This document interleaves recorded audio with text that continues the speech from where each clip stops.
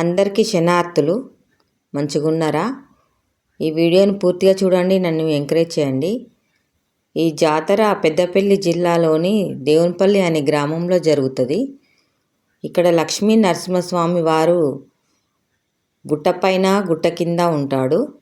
గుట్టపైకి ఎక్కాలి అంటే 400 పైనే ఉన్నాయి మెట్లు. గుట్ట కింద కూడా స్వామివారు ఉన్నారు. ఇక్కడ కూడా దర్శించుకొని వెళ్తున్నారు.